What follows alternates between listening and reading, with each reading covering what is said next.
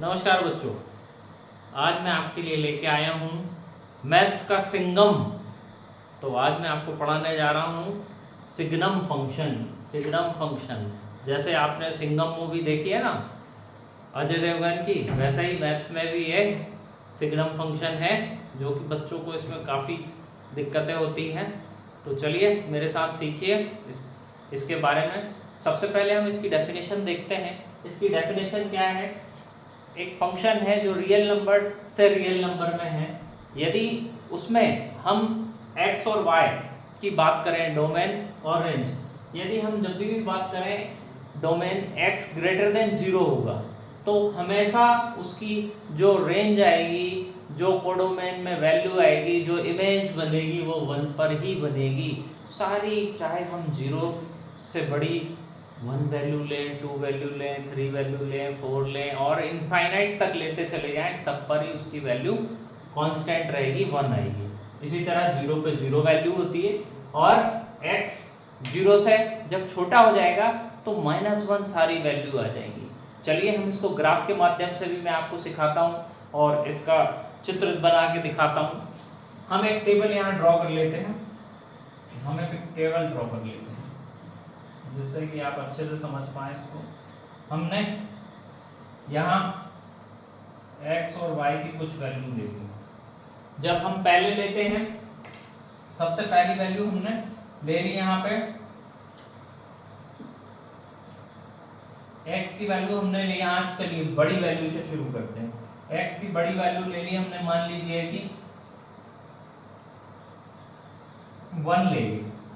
यदि हम 1 लेते हैं, इसकी वैल्यू 1 लेते हैं तो इसकी जो 1 पे वैल्यू आएगी, 1 पे जो इसकी वैल्यू आएगी वो भी 1 ही आएगी। फिर 0 इस पे 2 लेते हैं तो 2 पे भी 1 ही आएगी, 3 पे भी 1 ही आएगी, 4 पे भी 1 ही आएगी, 5 पे भी 1 ही आएगी। लेकिन आप लोग सोच रहे होंगे सर ये वैल्यू रख कहाँ रहे हो आपने फंक्शन तो हमें बताया नहीं है। तो चलिए देखिए इसका फंक्शन f(x) = फंक्शन होता है मॉडुलस x अपॉन x। ये इसका फंक्शन होता है मॉडुलस x अपॉन x। अब आप इस फंक्शन में जब 1 डालेंगे तो नीचे भी 1 डालेंगे तो आंसर 1 आएगा, 2 डालेंगे तो 2 आएगा, 3 डालेंगे तो नीचे भी 3 आएगा। मैं लिख के दिखा दे रहा हूँ आपको यहाँ पे। जैसे आपने 1 डाला तो 1 अपॉन 1 दैट इज 1। 2 आपने इसके अंदर इंसर्ट किया, 2 अपॉन 2 = 1। 3 आपने इंसर्ट किया, 3 अपॉन 3। मॉडुलस 3 की वैल्यू 3 होती है और ये भी 1। आप देख लीजिए आपने कोई भी वैल्यू यहाँ रखी तो सभी से 1 आ रहा है। इसी तरह से हम दूसरी वैल्यू इसकी देखते हैं, नेगेटिव वाली देखते हैं। नेगेटिव वाली वैल्यू यहाँ x और y की लेते हैं हम और उसको समझने की कोशिश करते हैं। 0 से छोटी वैल्यू, पहले एक वैल्यू 0 पे ले लेता हूँ। यदि मैंने यहाँ x की वैल्यू 0 डाल दी, यदि ऊपर न्यूमरेटर में कभी भी 0 आ जाता है तो आंसर हमेशा 0 ही आता है, नीचे 0 रखने की जरूरत नहीं पड़ती है आपको, तो 0 पे ये 0 ही रहेगा। इसके बाद बात करते हैं -1, -2, -3 और -4। इन पॉइंट्स पे भी अपन देखते हैं कि कैसे ये हमारे सिंगम जो है क्या वैल्यू देते हैं इन पॉइंट्स पे।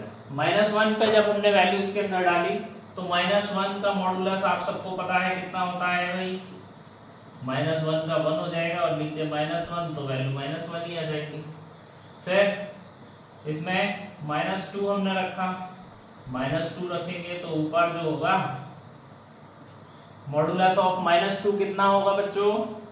सर 2 होगा, लेकिन नीचे -2 है तो ये दोनों आपस में कैंसिल हो जाएंगे तो वैल्यू क्या आ जाएगी? -1 आ जाएगी।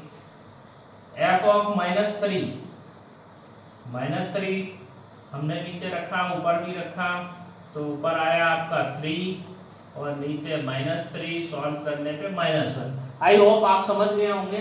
आप इनफाइनाइट तक कोई भी नंबर ले लेंगे मेरे प्यारे बच्चों तो आपको 1 0 और -1 के अलावा कुछ नहीं मिलने वाला है। तो आप इतना तो समझ गए होंगे कि भाई इसके अलावा कुछ नहीं मिल रहा है, तो ये किस तरह का फंक्शन है। चलिए हम इसका ग्राफ भी बनाते हैं।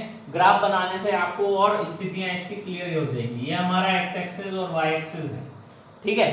अब ये मान लीजिए यहाँ पे हमारी वैल्यू 1 है, यहाँ 2 है, यहाँ -1 है और यहाँ -2 है।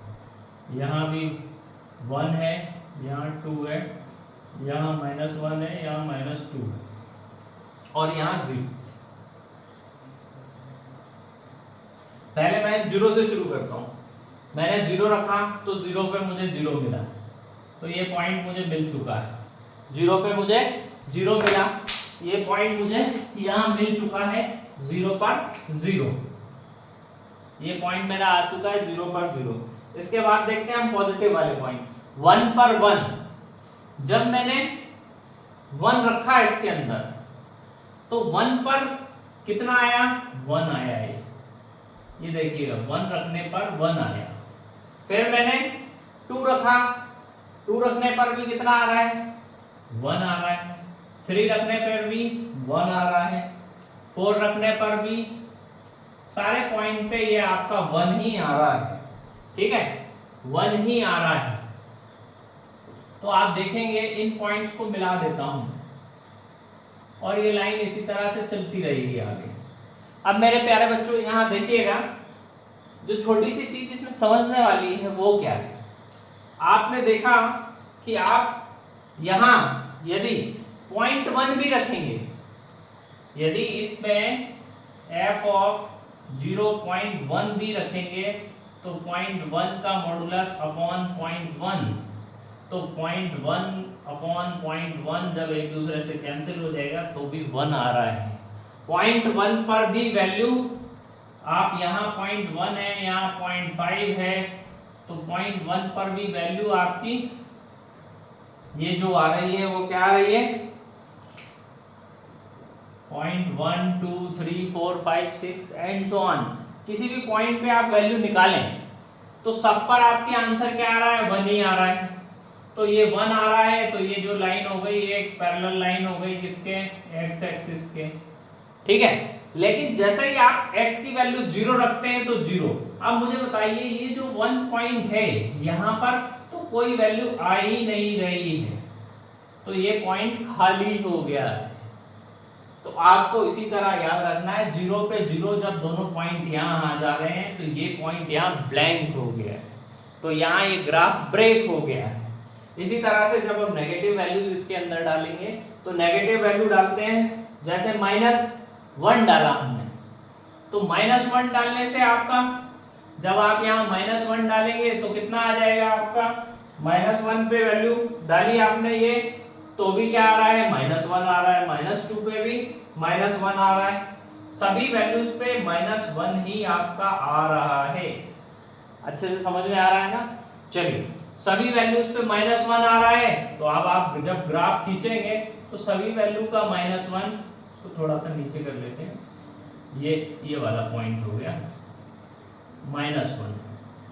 अब मैं यहां देख लूं f ऑफ -0.1, तो माइनस ऑफ मॉडुलस करेंगे इसके नीचे, तो देखिएगा ऊपर तो आएगा 0.1 और नीचे आएगा माइनस, तो ये कैंसिल हो जाएगा तो आ जाएगा -1। तो आप देखेंगे 0.1 पर भी वैल्यू कितनी आ रही है। यदि मैं माइनस का 0.2 भी ले लूं तो माइनस के 0.2 पर भी मेरी वैल्यू कितनी आ रही है, मॉडुलस ये 0.2 और नीचे माइनस का 0.2, तो इस पर भी वैल्यू मेरी 1 -1 ही आ रही है कैंसिल होने के बाद। तो हर बार आपकी जो वैल्यूज आ रही हैं वो -1 ही आ रही हैं, ठीक है, -1 ही आ रही हैं। तो ये इस तरह से, लेकिन जब आपने 0 लिया, x की वैल्यू जब आपने 0 की तो इस 0 पे यहाँ ये पॉइंट ब्लैंक हो गया है, यहाँ ये पॉइंट ब्लैंक हो गया है। तो ब्लैंक हो गया है तो खाली रह गया, यहाँ कोई पॉइंट नहीं आया है, तो इसीलिए इसका ग्राफ इस तरह का होता है। और इसी कारण से इस ग्राफ में बच्चे थोड़ा सा कंफ्यूज होते हैं, कभी कभी ये ब्लैंक पॉइंट छोड़ देते हैं, तो आपको छोड़ना नहीं है। 0 पे 0 है, लेकिन पॉइंट 1 से पॉजिटिव पॉइंट 1 लें चाहे नेगेटिव पॉइंट 1 लें, पॉजिटिव पॉइंट 1 पे वैल्यू लेंगे तो आगे बढ़ जाएगी +1 और नेगेटिव पे पॉइंट 1 लेंगे तो -1। आप पॉइंट 0.000.1 ले लेंगे तब भी ऐसा ही रहेगा। 0.001 लिया तभी भी आंसर आपका 1 ही आने वाला है। तो इसके बाद हम देखें इस ग्राफ की ये खासियत है, ये इसका फंक्शन हो गया है मॉडुलस का, कि ये इसका फंक्शन है, इसको इस तरह से लिखा जाता है मॉडुलस x/x। तो आप इसको हमेशा पहचाने कि ये सिग्नम फंक्शन का ग्राफ है। अब इसकी बात करते हैं डोमेन और रेंज। इसमें दो चीजों पे अब बात और हम करते हैं, डोमेन और रेंज। इसकी दो चीजों पे बात कर रहे हैं हम। अब आप तो खुद ही बता देंगे डोमेन और रेंज क्या होंगे इसके। अब भाई डोमेन, आपने इसमें डोमेन में इसमें सारे नंबर आपने इसके अंदर डाले, सारे नंबर डाल रहे हैं आप, कोई भी नंबर छोड़ नहीं रहे, रियल नंबर, डेसिमल वाला, कुछ भी। तो भाई डोमेन तो इसका सारे रियल नंबर हो जाएंगे, ऑल रियल नंबर, सारे रियल नंबर।